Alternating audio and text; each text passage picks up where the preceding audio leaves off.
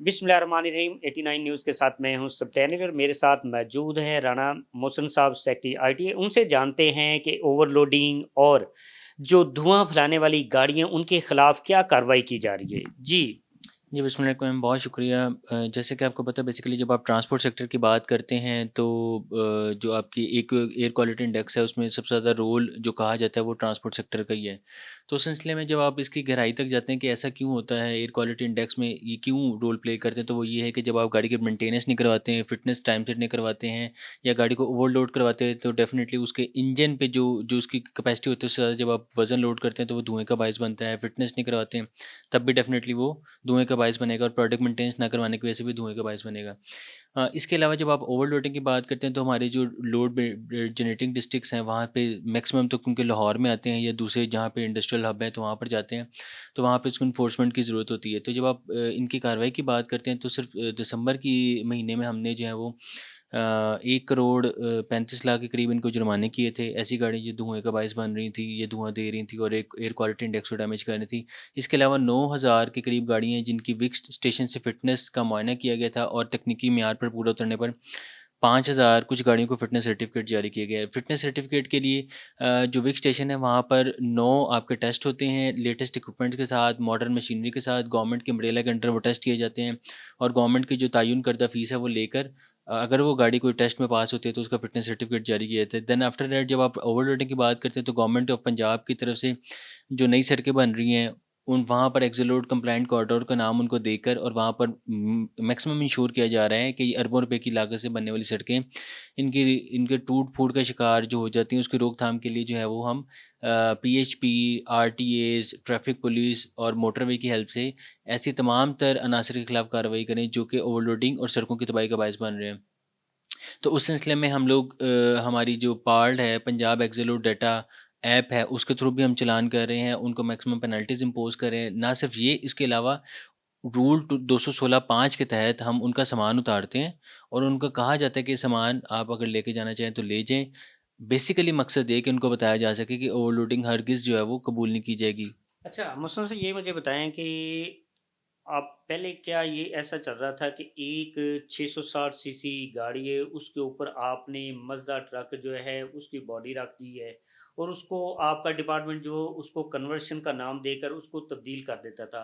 अब वो पुराने मॉडल की गाड़ियाँ जब लाहौर में चलती थी ज़ाहिर है वो धुआँ भी फैलाती थी और उस वो अक्सर हादसे का सबब भी बनते। ज़ाहिर है देखें ना, एक छोटी सी चीज़ उसके ऊपर बड़ी चीज़ रख दें तो ज़ाहिर है वो नुकसान तो होगा। तो ऐसी गाड़ियों के खिलाफ जो है आप क्या कार्रवाई कर रहे हैं? अच्छा, जो आप बात कर रहे हैं ना उसको बोलते हैं फैब्रिकेशन और ऑल्ट्रेशन। ऑल्ट्रेशन की जो कानून में प्रोविज़न है, अगर एक बंदा है जो स्टैंडर्ड स्पेसिफिकेशन में अगर वो ऑल्ट्रेशन करवाता है तो एक्साइज महकमे को वो रिपोर्ट करेगा। उसके बाद मोटर व्हीकल एग्जामिनर की ऑथेंटिकेशन के बाद उसकी ऑल्ट्रेशन जायज़ करार दी जाती है अगर वो स्पेसिफिकेशन के अकॉर्डिंग है। अगर नहीं है तो that is an illegal body और उसके खिलाफ कार्रवाई होनी चाहिए। जैसे कि आप रोड पर अगर जाते हैं तो मजदा बॉडी वाले अगर आप देखें तो उन्होंने अपनी लेंथ 40-40 फीट तक की होती है जो कि इलीगल है। आपके जो ऑलरेडी इसके स्टैंडर्ड स्पेसिफिकेशन नोटिफाइड हैं, फेडरल गवर्नमेंट का ये सब्जेक्ट है। 10 व्हीलर हो, 6 व्हीलर हो, मज़दा हो, पिकअप हो, आपकी इवन की जो आपके रिक्शा हैं या मोटरसाइकिल है वहाँ से लेकर आपकी 22 व्हीलर गाड़ी तक की डायमेंशन जो है वो नोटिफाइड है। एक्सेल कितने होंगे, आपके पहिए कितने होंगे,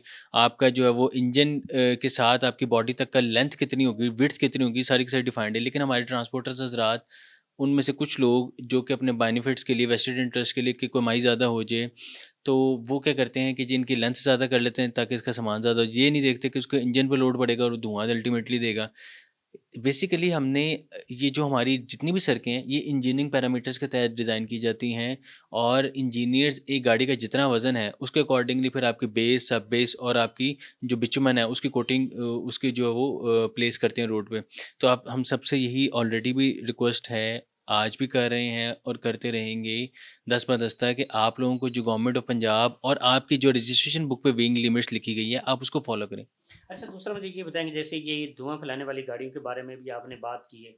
तो अब इस वक़्त जो आपका डिपार्टमेंट है, ज़रा आपने उसको सर्टिफ़िकेट जारी करना और सर्टिफ़िकेट जारी करने का मकसद ये है कि उसका इंजन, ब्रेक ये वो सारी चीज़ें फ़िट होनी चाहिए। तो आप उसके हवाले से रोज़ाना की बुनियाद के ऊपर कार्रवाई करते हैं या वीकली होती है और अब तक कितनी गाड़ियों के खिलाफ आप कार्रवाई कर चुके हैं? हाँ जी, बहुत शुक्रिया, आपने बड़ा इंपॉर्टेंट सवाल किया है। आज एक लेट्स सपोज़ एक बंदा जाता है, विक स्टेशन पर जाता है, उसकी गाड़ी बिल्कुल ठीक है, फ़िटनेस सर्टिफ़िकेट हासिल कर लेता है। तो गवर्नमेंट ने एक टाइम ड्यूरेशन फ्रेम किया है कि 6 माह के बाद उसने दोबारा आना है। लेकिन इसका हरगिज़ मतलब नहीं है कि 6 माह के अंदर अब उसको छूट मिल गई है। 6 माह के अंदर उसने अपनी गाड़ी की प्रॉपर मेंटेनेंस करानी है। अब देखें ना, आप एक अपनी गाड़ी का रेडिएटर है, उसका पानी फिल ही नहीं करेंगे और कहेंगे जी विक से फ़िटनेस हो गई है, तो वो तो ख़राब हो जाएगा।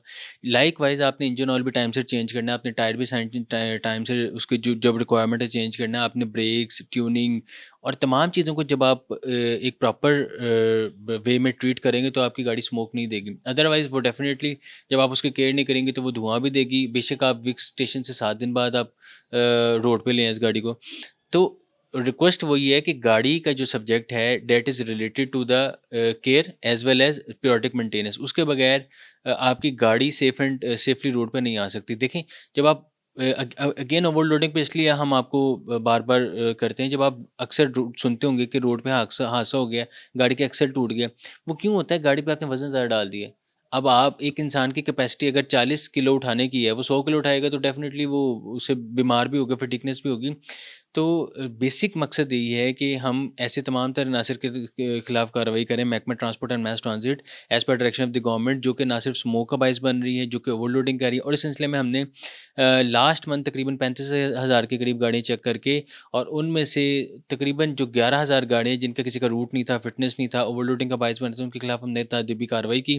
कुछ गाड़ियों को तकरीबन जो है वो 1600 के करीब गाड़ियाँ थानों में बंद की, 2500 के करीब गाड़ियों के हमने चालान किए, और इसी तरह कुछ के रूट परमिट कैंसिल किए। तो मकसद यही है कि लोगों में अवेयरनेस कीजिए। अगर एक बंदा बाज़ नहीं आ रहा तो अल्टीमेटली हम उसका रूट कैंसल करेंगे, उसको ब्लॉक करेंगे। जी बिल्कुल, आपने राणा साहब की गुफ्तगू ये सुनी कि जो ओवरलोडिंग और जो नाक़स गाड़ियाँ, जिसका यानी कि अगर ओवरलोड का मकसद कि अगर एक गाड़ी के पास कैपेसिटी है 2000 की, उसके ऊपर अगर आप 4000 का लोड डालेंगे तो ज़ाहिर है वो ऑटोमेटिकली ज़ाहिर है वो नुकसानदेह सबब बनेगा। तो इसलिए उनका ये कहना था कि तकरीबन 1600 के करीब उन्होंने गाड़ियों के खिलाफ कार्रवाई की, उससे जो रेवेन्यू भी इकट्ठा है, कुछ गाड़ियों को उन्होंने जुर्माना भी किया है। और ये पोल्यूशन जो है लाहौर में जो पोल्यूशन फैलाती, उनके खिलाफ जो है महकमा मुतरक है और रोज़ाना की बुनियाद के उनके खिलाफ जो कार्रवाई अमल में लाई जा रही है। जी।